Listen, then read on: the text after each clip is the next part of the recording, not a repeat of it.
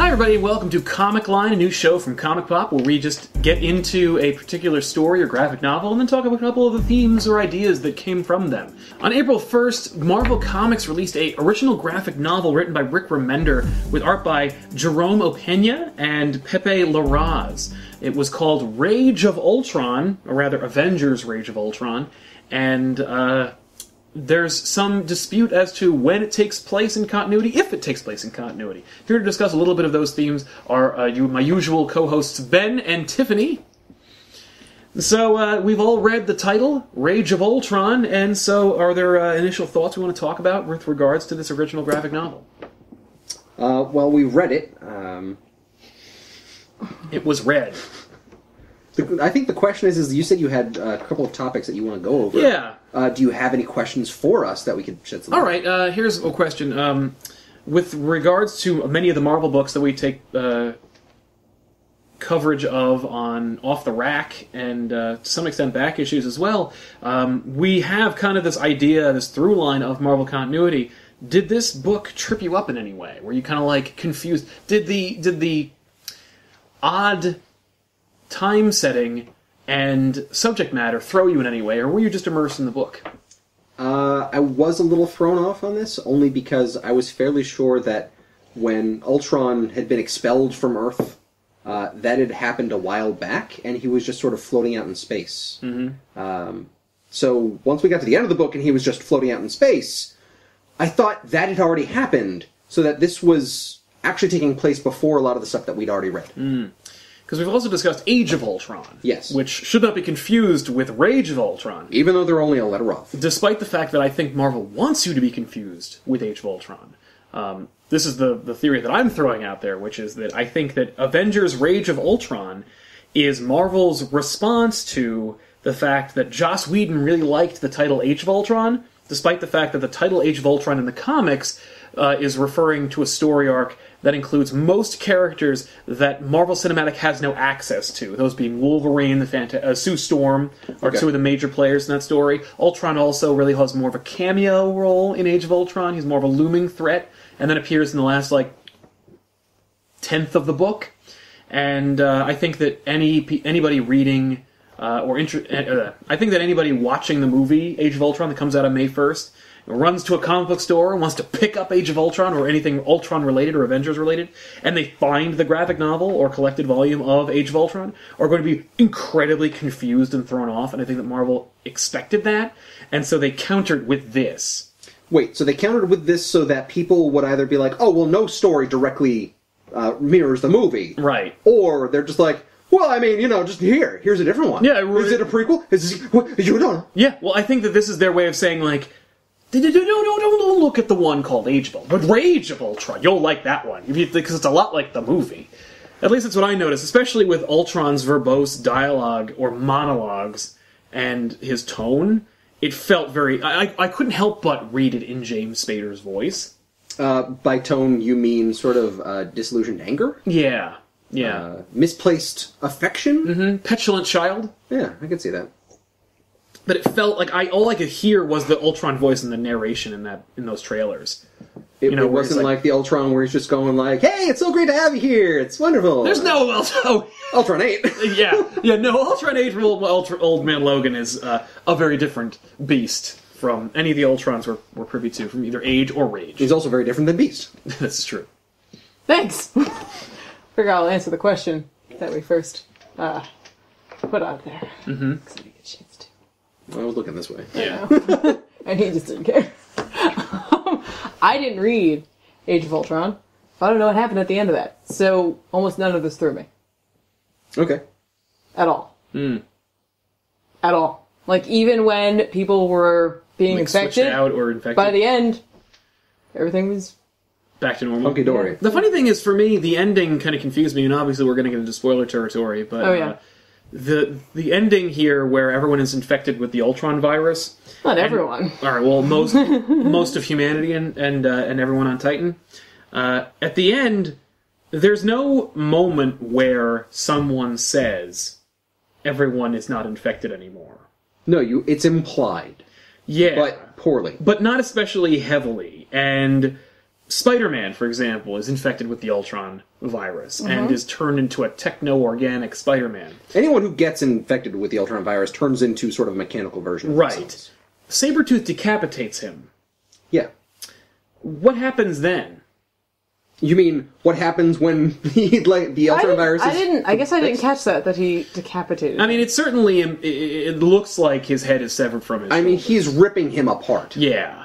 I have a digital copy. Now, blood doesn't come out of his body, obviously, but motor oil certainly does. No, but he's being hacked to pieces. Yeah. By Sabretooth's claws. By the way, are Sabretooth's claws adamantium? No, they're just really strong. Then how is he able to hack the robot apart? Because it was Ultron may be made of adamantium, but the Ultron clones and the replicants and the virus, they just use machinery and metals around. But they don't, because they just turn a person into metal. Right, that's true. But they don't turn into adamantium. Yeah, I guess it did. Right, confusing. Yeah, so how is Spider-Man still alive at the end of this? No, we fixed the legacy virus. No, wait a minute. That's not Spider-Man infected, I don't think. What, they made another Spider? No, I think that's a spider bot, because all the infected ones have, skin. Because they all... that was the Spider-Man. That's when they start to transform. Spider-Man got hit by Ultron, and then immediately turns around and attacks. Right, because it's like a zombie movie, because he got hit, he pushed somebody out of the way earlier and got cut, and then he becomes an Ultron clone. But he looks too much like Ultron. I know, that's why I don't think it's him. I assume it's one of the... From the way I read it, I really thought that was Spider-Man. Yeah, and when Ultron starts to change, when he grabs Scarlet Witch and he transforms her, it seems to me that she's eventually going to turn full machine. That she's starting, because you see the kind of circuitry. Right, but then it wouldn't have happened so fast for him. It happens quick to a lot of them. I don't know. That's one of the things. One of the qualms that I have with this book overall is the what factor. Like what? Where you're reading it and then you go, huh? I know Thor changed quick. Yes. Now, Thor didn't turn into a robot really quickly, but she did change mentally very quickly. I don't know. Once again, for me, it was just kind of huh? Now, a couple of things that I've noticed about this with respect to the fan community is, where does this take place? Marvel was very quick to say that it is in continuity, but they weren't so quick to say as to when in continuity it takes place. Whether it takes place before Secret Wars or after Secret Wars. I was going to say what continuity, but then I realized Marvel just has one continuity. Yes, Marvel has always had one singular continuity, which will be disrupted after the events of Secret Wars. I was just putting it down. Yeah. Put it down.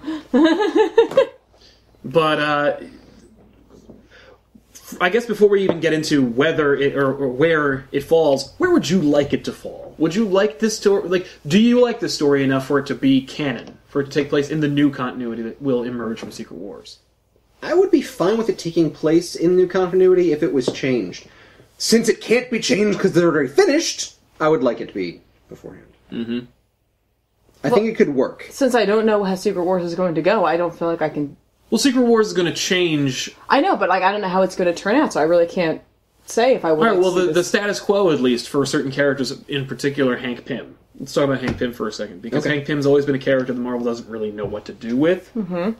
Ever since he went crazy, became Yellow Jacket, and hit his wife, 30 years ago, Marvel has never really known what to do with Hank Pym. They've always been kind of Well, it's weird that... Spider-Man can sell his soul to Mephisto and become married or unmarried. No, unmarried to Mary Jane. But we can't change the fact that Hank Pym hit his wife. No, ever. But the difference is that the character changed in the world to not be married. But we still remember that he was married. Yes. And that's why people have an issue with this, because we still know that he was married. Right, but even if Yellow Jacket changes, or if Hank Pym changes the fact that, he hit his wife, we'll still remember that he hit his wife. Right. But in continuity, he won't have. Right, but it won't matter. We still will remember it. What if they had actually used the plot thread that I suggested a while back for Secret Invasion? Oh, but that he was a Skrull? Where he was a Skrull when he hit her. And then that would be different. Then that would be different, right. Even though the writers who wrote that originally would have meant for him to hit her. And they wouldn't be planning out of a Skrull. Yeah. So I'm guessing you two didn't like this story. I was not a huge fan of it. I liked elements from it, but I was not This is a weird book for me. Number one, Marvel doesn't normally do original graphic novels, and this is definitely one of those. Yeah. I like that idea, and I like the direction it's going, and I think that the comic book community needs to do that. I think Marvel needs to get on board with the OGNs, because DC is really good at it. It has been for, like, at least the last 25 years. They're good at saying, like, this is a story that's self-contained, or not. I mean, you can fit it in if you need to, but it doesn't have to be sold issue by issue. I cite Killing Joke, for example. Killing Joke is a story that was originally written by Alan Moore, and it took place as an Elseworlds book. I think that Grant Morrison has a couple of ideas as to what happens at the end of Killing Joke, but if Morrison's right about if Morrison is right about Moore's intention with the end of Killing Joke, then it couldn't have taken place in continuity. But because people liked it, DC folded it into continuity, said it happened. I think that that's kind of what we're having here. How does that work? Well, it's in. No, it happened. Well, because here's a spoiler for Killing Joke. If you happen to think that this is the way it is, at the end of Killing Joke, Morrison believes, Grant Morrison, that is to say, believes that Alan Moore intended for Batman to kill Joker at the end. That at the end of Killing Joke, they laugh, and then Batman kills the Joker. If that takes place, obviously we know that that's not in continuity. But DC says, well, that story is really popular. We really liked the direction for the Barbara Gordon character, in as much as we didn't have a plan for Barbara Gordon. So that sounds cool, and you know what? He just didn't. Like, he didn't kill the Joker. Moving on. Because it's nebulous, we can actually fold that into continuity. It doesn't matter. I think that with this, it's weird, because Marvel doesn't do, like, original graphic novels. They don't do stories that are set outside continuity too often. And so it raised the question really quickly for everybody. Like, everyone's kind of like, well, wait a minute, when does this take place? They automatically jump to the conclusion of, like, does this take place in continuity or not? And if so, when? I guess I assumed because it was a graphic novel That it shouldn't. that it didn't exist in any continuity. That's what I assumed as well, when I first heard about it. But after going on the internet for an hour... People are saying yes. People are saying yes, the community is saying, like, when, and Marvel has official statements that say it is. I guess because... I think it's because they're afraid. I think it's because Marvel's afraid to say, yeah, it takes place in continuity, or not. Because they didn't want to... They wanted to try this thing, but they also didn't want to alienate their audience who loves continuity. So they said, like, oh, sure, it's in continuity. Because, number one, they don't really care. Number two, they didn't want to alienate that audience that needs it. I don't think they were expecting the kind of reaction that took place. I think if a story, just as a standalone, works, you can leave it out of continuity. Yeah. I think that those standalone stories can work. It doesn't mean that, like, it has to take place in continuity. And if it does, so what? Right. Yeah, that's the question. Does it matter? I mean, with regard to this... Or it isn't? Yeah. I think it definitely matters, especially in regards to the end of this book. Right. Does it matter? Like, do you care? I think right now, I don't think it matters either way. Yeah.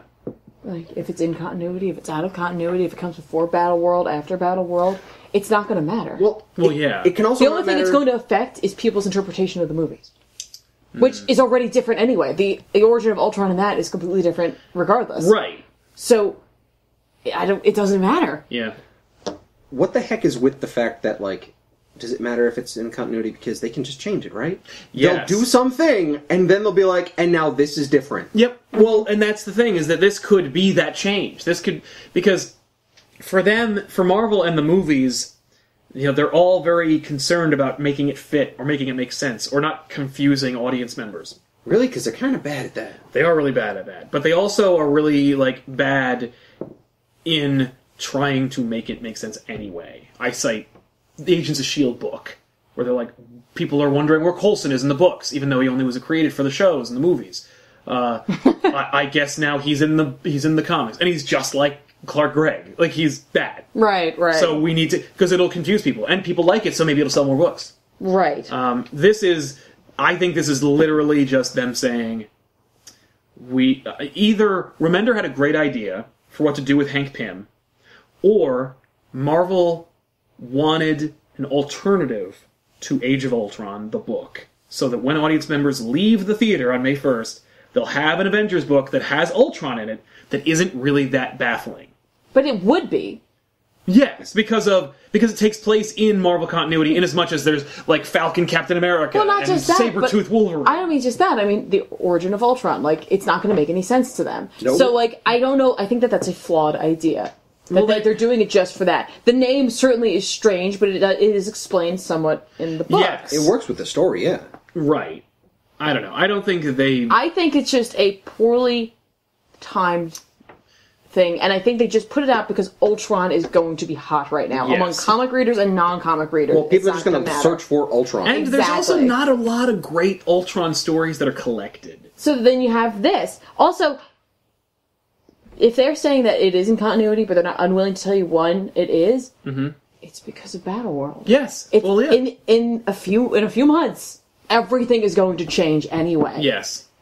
Yeah, it's a really weirdly timed So even book. if they say that this is in continuity prior to Battleworld, it probably won't matter in the No, that's long true. run. If they say it's in continuity after Battleworld, then they're ruining Battleworld. Yes. So I don't blame Yeah, them they're for telling you not- what happens at the end of Yeah. Battleworld if that's the case. Right? So Only with certain Which characters. also means, by the way, that nothing changes. yeah, like it would indicate that.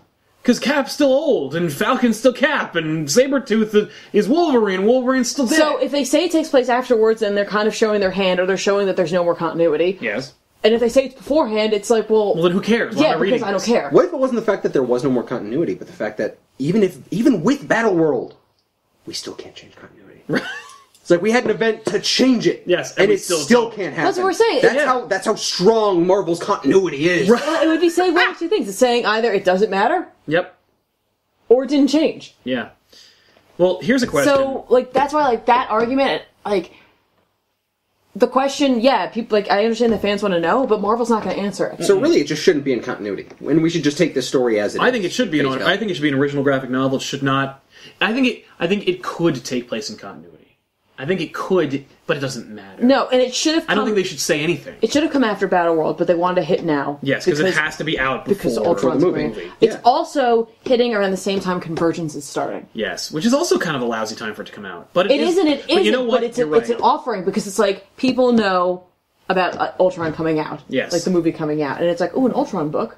Yeah, I'll go to the comic book store and pick up a book. Yeah. And then Well, all they're going to see is DC. Well, I'm picking Yeah. up DC anyway, but I'll get this Rage of Ultron. Yes. And it's all one story. It's right here. I can finish the whole thing right now. That's Bam, right. And done. by the way, I just on a final note about original graphic novels, Marvel needs to do more original graphic novels. Yeah. Marvel needs to start pushing forward and making books that are original, that are self-contained, that have a whole story in one that I can buy right now. I love that. Like, I think that the monthlies time is either up or heading towards the end. Like, it's time for us to stop.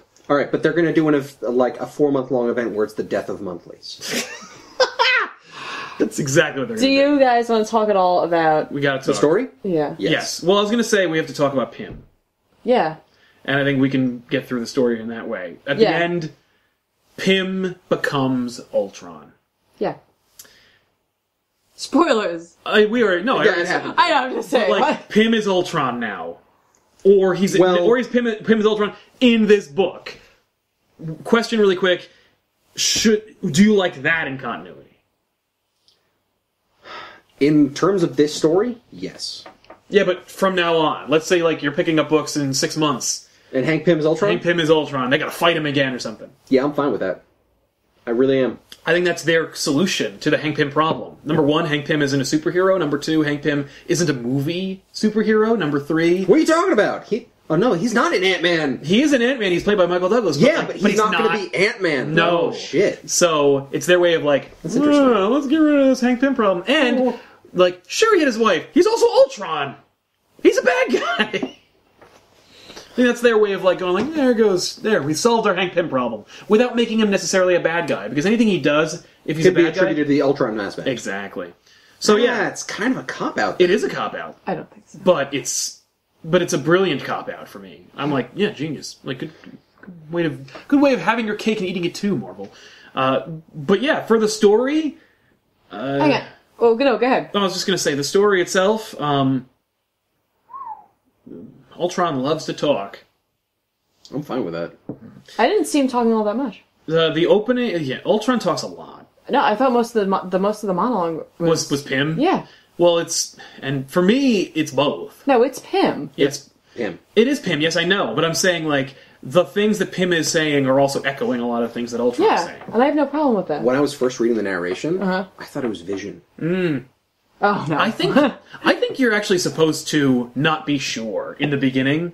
Like, when I first started reading it, I thought it was Ultron. It turned out to be Pym, but I thought it was Ultron at first, and I think you're deliberately supposed to think that. I think you're supposed to be like, oh, like they're kind of very similar in their ideologies and their like, you know, intonations in the way that they talk and the ideas that they're coming up with. Maybe not from the very beginning, but once we got back to the Avengers Mansion, after Hank Pym used his device to shut off the other robots. Right.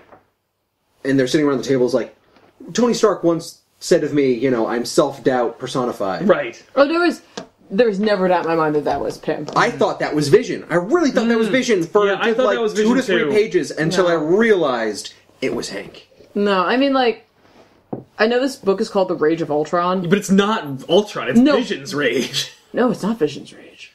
Like, I feel like this book shouldn't be called The Rage of Ultron. It's more like the fall and rise of Pym. Like, that's what this book is about. Right, well, and Ultron kind of says as much, where he says, like, you are me, like, you're my reflection, like, your rage is my rage. I know. So it's like, yeah, it should be called The Fall of Pym or something like that, or The Rise of Pymtron. But I guess in that case, it's not rage at all. It's...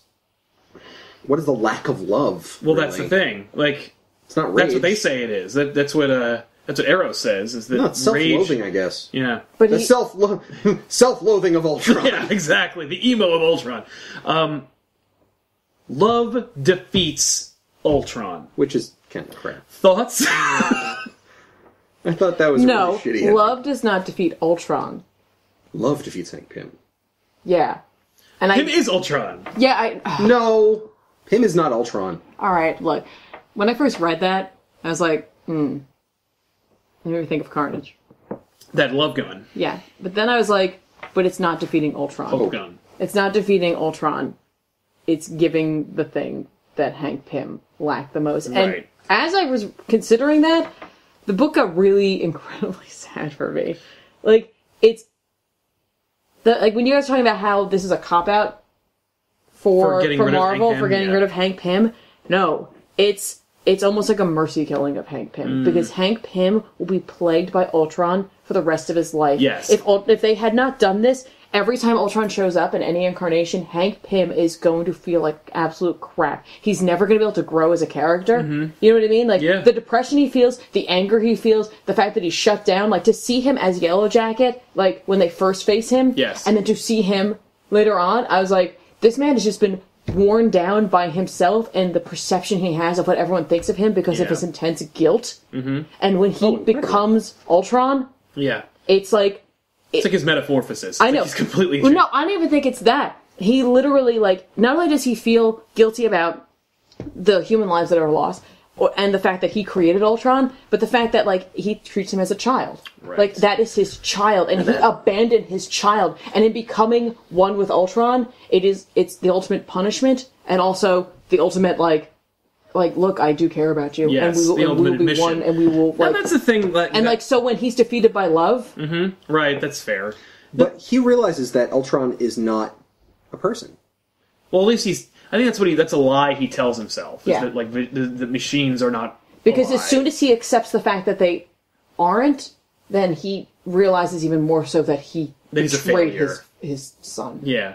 In the most he profound way. Yeah, I agree with that. Like, if he sees them as people, or as what, like, he is equating to people, then it's like, you know, killing Then he really them. did kill... So he refuses to kill Ultron because he sees him as alive. Yeah. Well, like, he starts to kill the machines because he needs machines to not be alive. Because if they are alive, if Vision's alive... Right. Well, then except it that is his son. Yeah. And that's a thing for me, like, as a comic reader, as a longtime fan, and as a old hand with Ultron. The son angle, kind of recent stuff.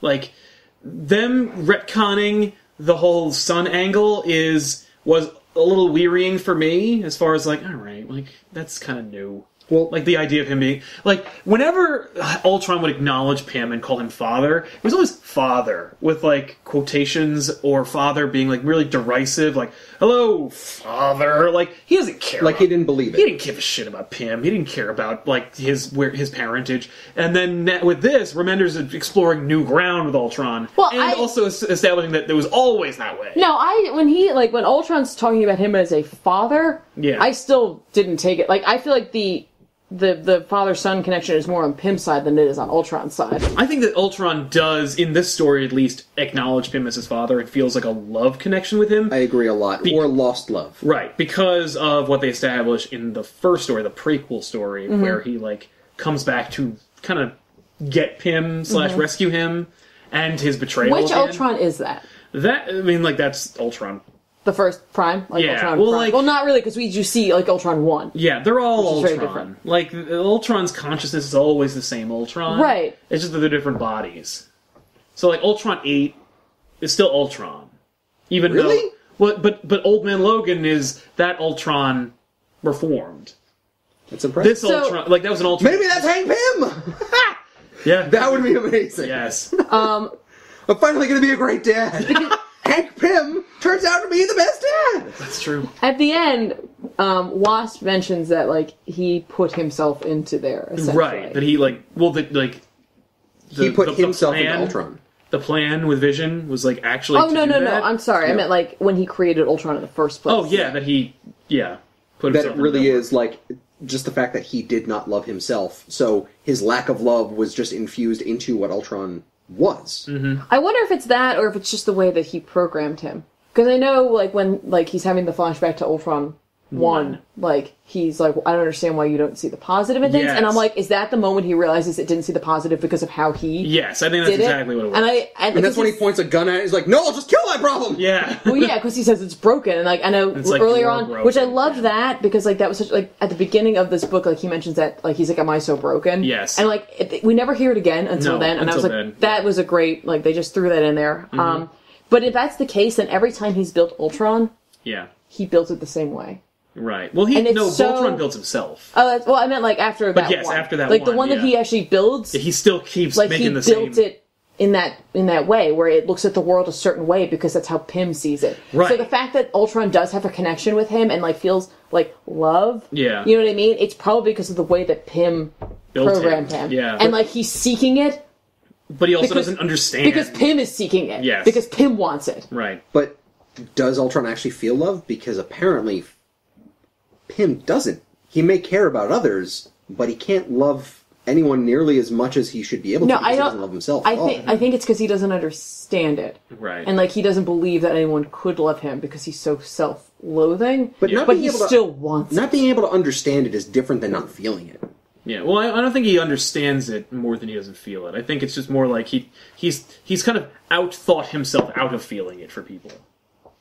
But he wants it. Right. So, Ultron's seeking him out and being angry at him. It's like being an atheist because you hate God. I was going to say it's like being an atheist because you believe that God, just as an idea, simply cannot exist. It's too unfathomable. Well, no, there cannot be anything like that. But then still wanting to be religious. Right, well, or seeking some I want to believe in something, but there can't be a God because that's ridiculous. Yeah. That's how I see. Yeah, that's fair. Feelings. I know. I feel like the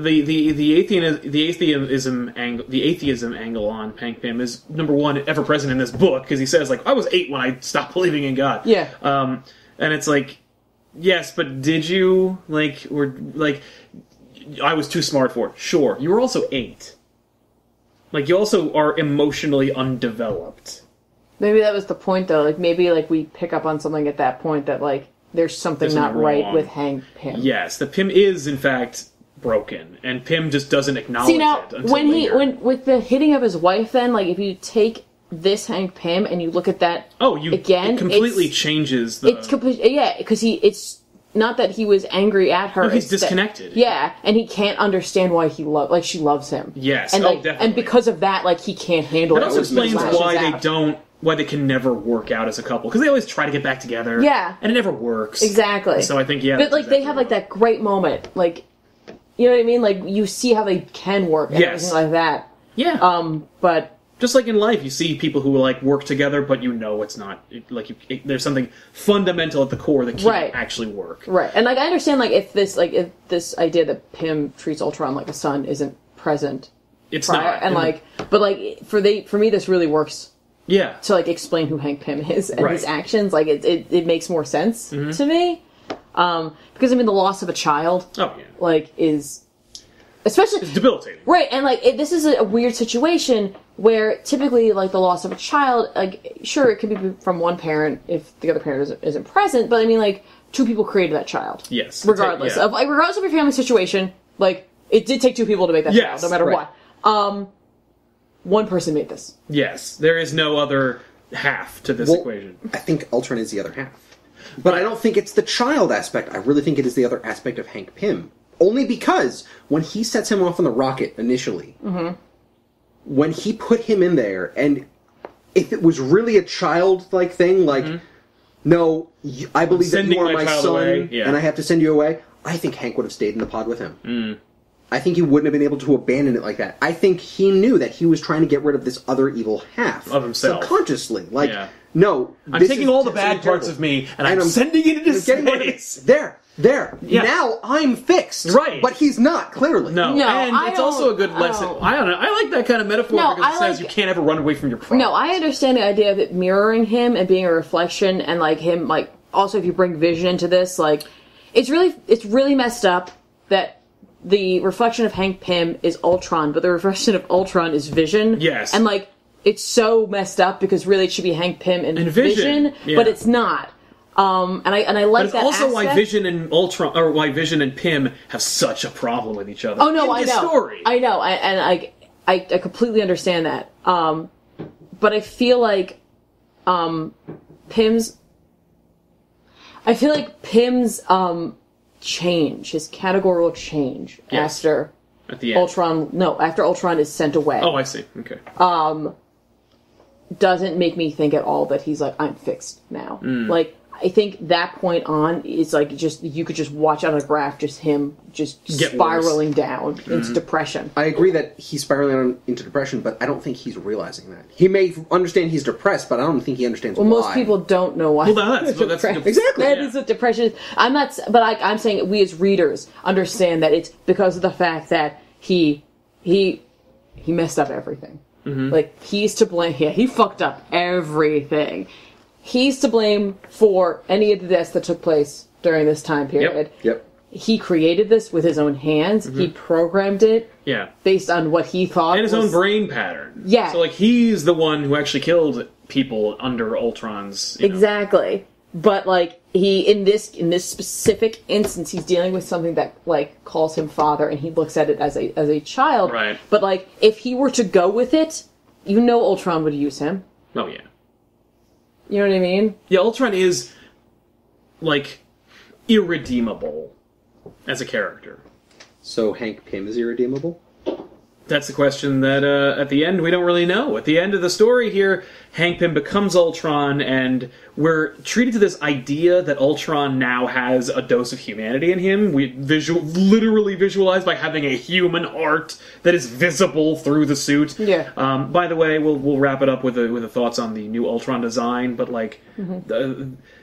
now we are treated to that visual of Pym is in Ultron, and at least as narratively, the Avengers will certainly think that Ultron can be redeemed because their friend, this broken, miserable, depressed person, is inside this megalomaniacal, murderous robot. And look, he still has a human heart. And he's got a heart. That's a fucking organ. Yeah. That doesn't mean he loves. Yeah. So at the end of the day. Oh, go ahead. I was gonna say, but that's an interesting thing to consider is now that he has joined with Ultron and has this human heart, Ultron is now fallible. Right. Can Ultron be redeemed? Right. No, I mean, can he be destroyed finally? Oh, yeah, let's hope so. Right? And is that part of the reason he did it? Yeah, now he's put in the flaw of humanity. Well, no, I was gonna say he's put the flaw of a human body and need for that to run him. Suppose I don't know. I don't know. I don't know how that works. They didn't really explore it. So if they do go that route, that it's Grievous, then did Pym do it intentionally? Right. And to I think put them both out of their misery. Yes. Absolutely. Because Pym can never be happy. No. He's like Frodo. Like, Frodo coming back from the journey. Like, he can never truly have happiness. Right. I understand. He has to go away. Yeah. Right? And, like, he can't... Like, even if he died and Ultron was still around... Yeah, he could... That would not be good. It would not be good. He would not be able to... It wouldn't be all right. He wouldn't let himself die No. for that. Yeah. I don't think that he did it so that there was a So plan they the whole time. so that they could ultimately defeat Ultron one day? Well, I was just, like, throwing that out there. Yeah, Like, I don't know. At the end of the day, Rage of Ultron is a ridiculous psychodrama that really explores the depths of Hank Pym's depression and guilt, and explores human guilt and human depression in a really fundamental way, and in a very colorful and splashy way. That said, I don't like the redesign. Now, yes, Wait, the redesign, okay. the Pymtron, or Ultra Pym. Hopefully he'll just go by Ultron. But the Ultron redesign, I don't like it. I think it looks a lot like the movie redesign. Well, it's also incredibly like Ant-Man. He has a nose now. Yeah, that was very strange. Yeah. It's just a big block nose. Just a block, yeah.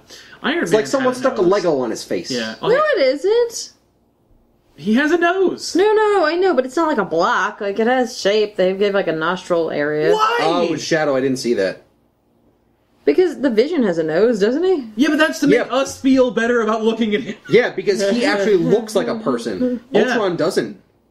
yeah, but it's Pym as well. Yes. I think they needed to show The combination. the amalgam they needed of to these be two. able, they need to visualize a difference between Ultron and whatever they're going to call Pym Ultron. That's fine. I still don't like. Yeah, I'm the not look of it. thrilled. Also, we get to see his heart now. I'm assuming that's going to be like a feature. But for me, that's Ultron.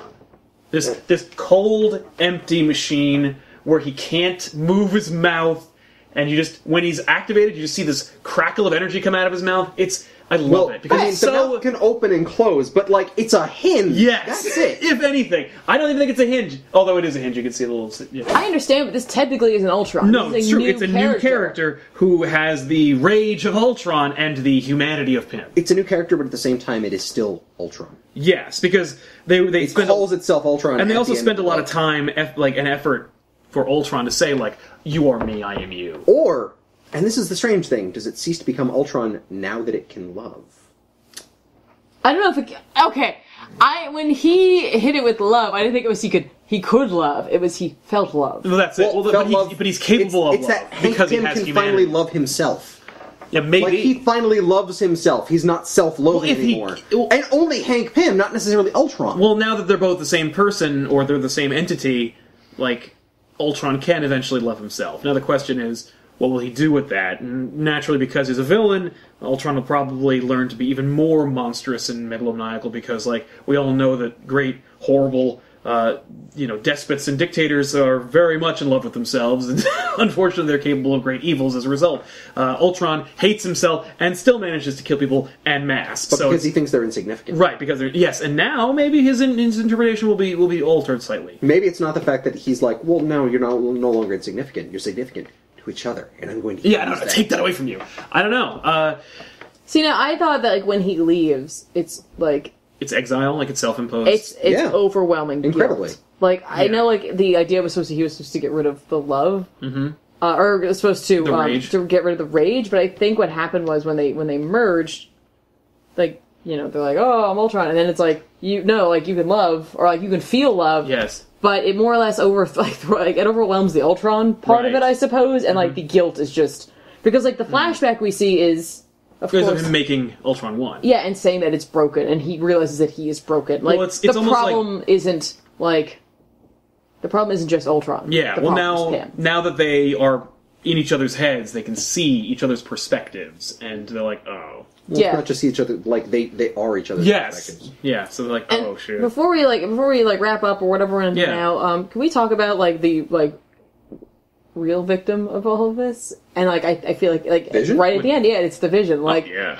that, like as much as it is a total like mindfuck for Pym and Ultron, essentially, like Vision has to watch like his creator, and that like his creator's creator. Yes, like leave, show the worst. Oh yeah, of themselves, essentially. Yeah, and him like being the only one. Like, he is what Pym wanted. Right. Yeah. Vision wound up being what Pym wanted, and but even never still, made it. Pym like the conversations they have throughout, like between he and like Pym and Vision, like I think are very poignant about like if it is Vision, like he's like, am I not? Well, that's the am other I thing. not alive? For me, like the conversation between Pym and Vision are not unlike an adult man talking to his father, where they're actually clashing ideologies and questioning each other's moral foundings, because it's a way for them to like.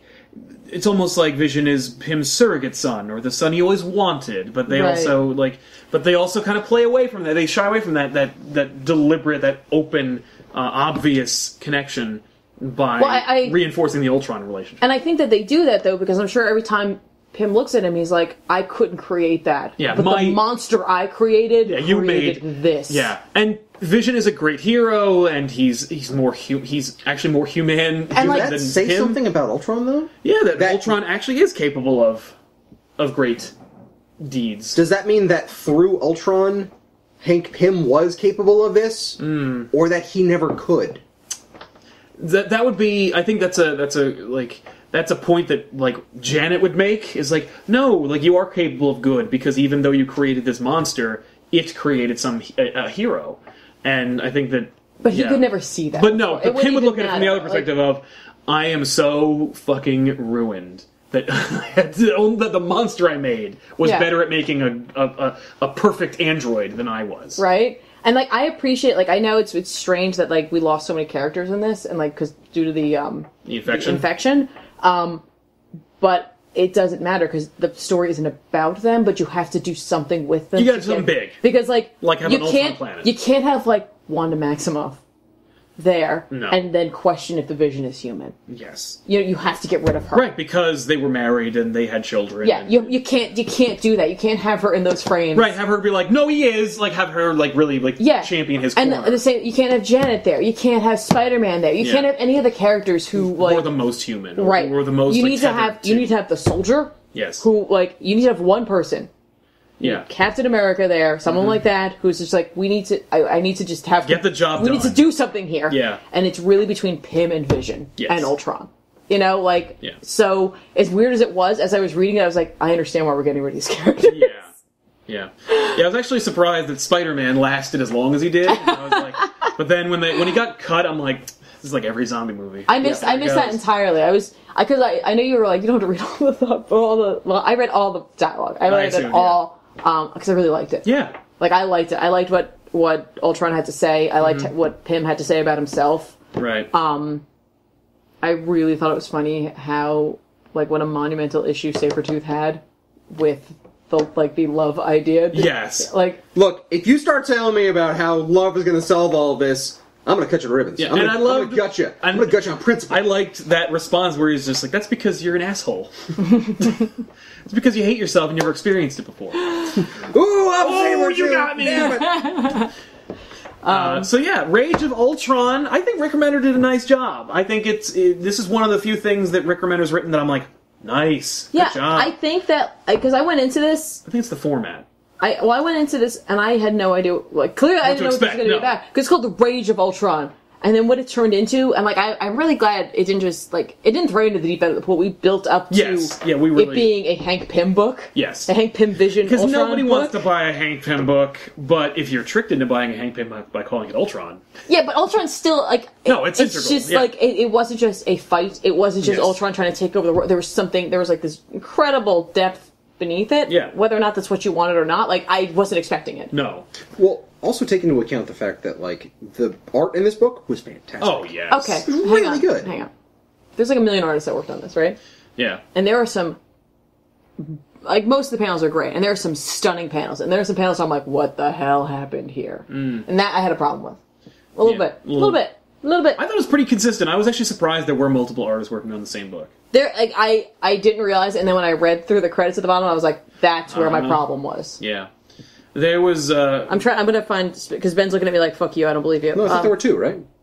No, there's like a couple of artists, a couple of colorists. Well, yeah, there are a lot of artists that are working on it, but the ones that drew it were Jorge Pena and... Doesn't matter. The colorists are just as a part of it. Yeah. And, like, one of the problems I had, actually, is with the color? Yeah. Okay. I will try to show you. What were some of your favorite visuals from this book? And then we'll wrap it up. The Ultron planet. Yes! Was amazing. That Ultron planet was cool. friggin' badass. I liked Captain America punching Ultron and saying, "You're not Hank Pym." Yeah, that was cool. Because it's like the obstinate, bullheaded, like, just refusal to accept what is true and what's happening. And it was just a great double-page splash. You're not Hank Pym! Just goosh. It's just such a great look. It's just a great visual. I just literally had it. And then it's one of my favorite moments of Sam Wilson as Captain America, actually. Really? Yeah. At least visually. The all new Captain America book is really nice and it looks great. Of course, because Stuart Immonen draws it. Okay. But that image was one of my favorite. All right, here's look. I love this. This looks great, right? With the Quinjet, yeah. Yeah, but this is totally different, and I love this. Like, this is 100% different than the art we just saw up there. Yes. And I love this. Oh, the image of... Oh, especially the images of Ultron on the thrones. Ultron on the throne, the coloring here, the like... Here's what I love about this in particular. The texture? In this panel. The texture. They use the blue and the orange complementary colors muted in the background so that all the superheroes stand out, and I love that. But it's totally different from here, and I kept, like... It threw me off a little bit. Like, each time I was like, whoa, whoa. And then this bothered me incredibly. Yeah. There was a colorist choice. They turned the lines off essentially there, but it really bothered me because we just spent so much time with these like really expressive lines, and I understand the effect they're going for, but like it doesn't look right surrounded by everything else for all those hard lines coming after that.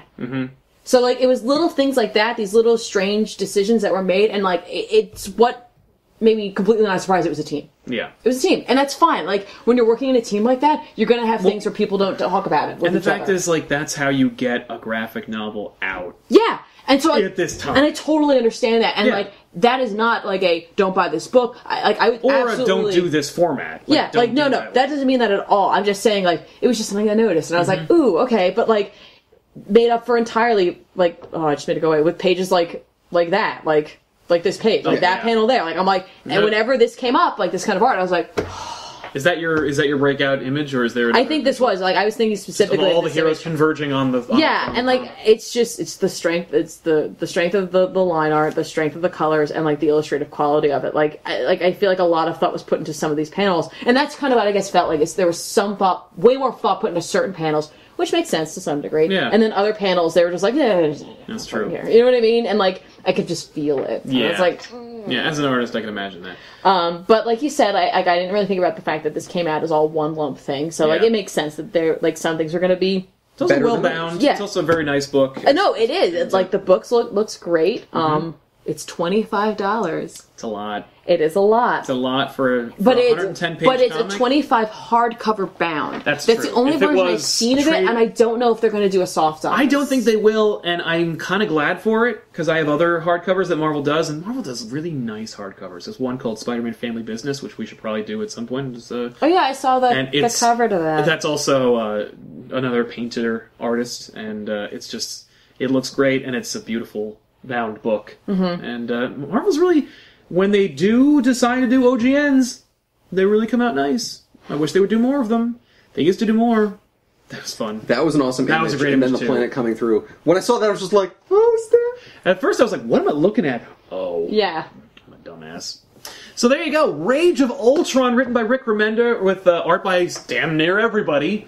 Well, this brings a whole lot. This brought up the idea to me of what if your child became the most evil thing the world has ever faced. But that's not the same thing, because we're dealing with, that's like a human child, and then you're dealing with Damien. You know what I mean? Like, the difference is, like, he saw it...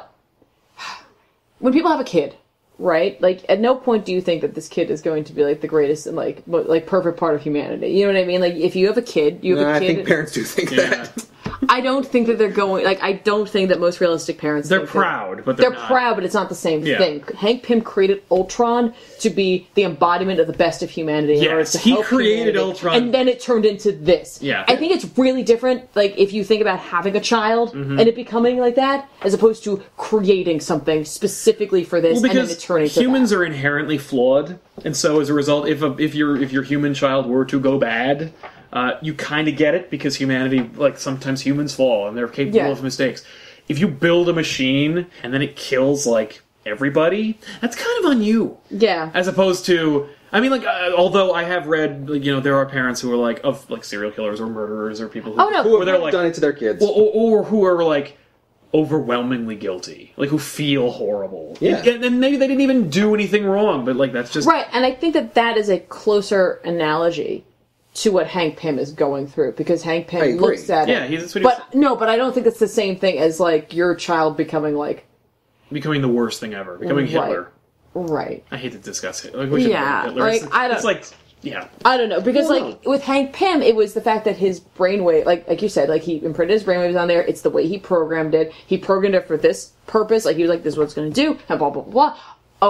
Oh, it turned out to be not that. Oh, it turned out to be all, like the 180 of what I wanted it to be. But the entire dialogue of the book, up until the end, when they finally join, it's, this is my child, you're my father. It's very no, I totally understand that. But I'm just saying, like... Well, I think that they were playing off of that idea for the story of the book. And then at the end, they're just like, it's not that. Yeah. I think it was almost a twist. Yeah, I think it was. I think they did treat it like a twist. I don't know what you just said to me. They're saying... They're saying that the entire time... No, I don't understand what your point is, because we went from, like, you posing the question of what you would feel like that, and I don't understand how we got here. Like, that's what I'm trying to understand, is what you're trying to get to. For part of this book, it felt like it was sort of a cheap excuse to be like, I don't know, Ultron is evil, and Hank Pym has to get rid of him, and there's love lost between the two because he's his father, and it's like, he's not his father. Ultron isn't alive. Ultron isn't a child. And they're trying to really play that up. I think that was the question, or the emotion that they were going for. And that was the whole, like, what if your child was the most evil thing in the world? What if it brought about destruction and hatred and all this stuff?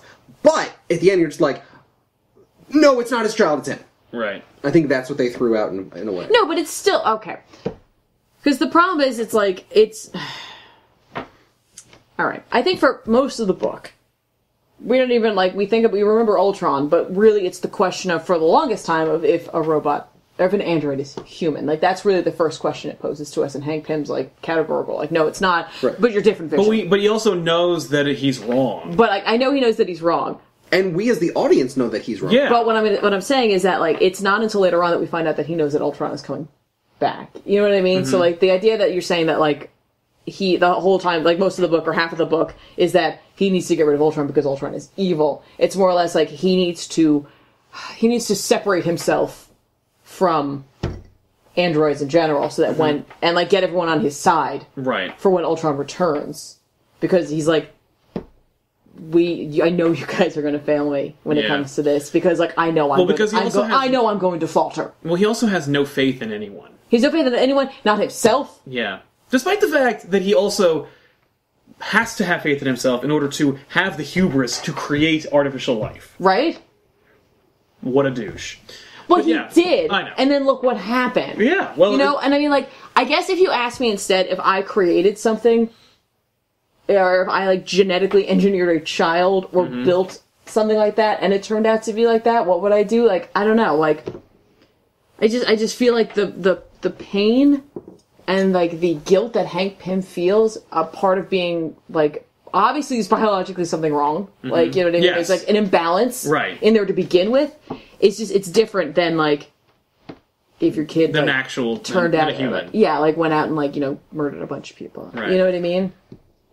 I can understand that viewpoint. I just disagree with that, because I think he is feeling responsible for it. I think a parent would feel responsible if their child did it. Even if they had no control over it, they're like, there must have been something I could have done to change it. Yeah, and I think he expresses that. I mean, that's also just a fundamental question of, it takes that idea of, is Vision alive? Is Ultron alive? Are they, and plays with it. No, I understand that, but even as a parent, you have another human being with you. Even if they were lacking, you can still feel well, Oh, you're gonna shift blame. yeah, like, is there something I could have done? But like, there's also something they could have done. So your question about saying, Well, I mean, unless that parent died. but I'm just saying, Or like, unless- but like that's part of it. Then you're like, but they weren't there. there's no equation where, like, even if it's artificial insemination, a parent can take 100% of the genetic blame for a child being evil. In this situation, it's In this 100% case, it's all on him. him. Yeah, if he had But that's if something is genetically wrong that's causing the child to think that way. right. But that is kind of what it is. But that's how it is with With Ultron this, as well. yes, but with a different child, I can't see it that way entirely. Well, I'm just- if Hank Pym had said, "I imprinted my brainwaves onto Ultron and Janet's brainwaves onto Ultron," Oh my god, that would be crazy. like to create a child between like the best of both of us, and it became Ultron. But he did- Then he Well, could be because like, he was just like, fuck Janet. "Fuck Janet, I'm smart on her." Exactly. So, I mean, at the end There's of the day, the problem with there's the Hank problem. Pym. Hank Pym's a dude. So yeah, at the end of the day, Rage of Ultron is a crazy original graphic novel that takes us to very interesting intellectual places, and I think asks a lot of really fundamental questions, masked in a cool robot story where the Avengers Yeah. fight Ultron. and I it's think kind of that cool to see some people as as robots. robots. Like, I thought that was kind of cool. Yeah, Spider-Bot was cool. Thorbot was cool. Thorbot was really cool. Spider-Bot was fucking scary. Yeah, Spider-Tron, Thortron. Yeah, I wanted to see Captron, but that never came around. that's fine. But- No, you can't. You can't. No. Cap is untouchable. Exactly. He's got the shield. He's no, the but best like, of us. for me, that made the most sense. Yes. I'm actually happy to see that Captain America didn't fall again. Well, because like not just that, but like I'm trying to imagine any of the other people being in the situation between Pym and Vision, and none of them are going to keep the head. No. like that And- level yeah. of like focus. Like, They wouldn't have stood up as well as he had. yeah, So yeah, at the end of the day, More graphic novels. More is what we graphic want. more novels. graphic novels. and I'm excited to find out what the movie-going populace thinks of Rage of Ultron. if they even, I think we're going to pick see the up. rage of moviegoers because they're going to be like, What the fuck is I that? wanted to see Cap and Thor and Hulk punch Ultron, and I'm asking myself questions about myself that I never wanted to, and Why does Captain America have wings? yeah, what's going on? So yeah, He used to have wings on his helmet. yeah, and then he graduated. Yeah, but if Falcon's in there, then they're just that one they're going to get. Yes, that one they're will make the gonna- jump. Yeah, they will be able to be like, oh, Falcon becomes The Captain America. Thor thing, they're going to be like, And be like, why is Thor a girl? what? Especially because Thor's a boy in the beginning. I of the know. book. So that's going to By really the way, confuse them. I loved Beast at the beginning of this book. We didn't talk about it much. I No, love Beast's Beast fun. at the He was beginning. fun. He's always It a was a great lot of fun. Avenger. Oh my god. So I that's thought we were just like joking around. No. we're not. Well, we're gonna die. So that was Comic Line. Thanks so much for watching, everybody. If you like this episode, give it a like and subscribe to the channel if you haven't already, and check out all the other episodes of everything that we do here on ComicPop. You can click that annotation there to see everything we've made. And let us know in the comment section down below. Was this something you enjoyed? Was this something you'd like to see us make more of? If so, we'd love to do more. I think this is a really fun experiment. Do you want to see us in Blazers more? Yeah. Classy comics. I kind of feel like I should have papers to shuffle at the end. It's of this. true. Right? It's true. Well, I'm gonna write something. no, that was what was so pimp about us. We didn't have any notes. That's true. Then anyway, from Comic Pop, I am Sal. I'm Ben. And I'm Tiffany. We'll see you guys next time. Thanks for watching.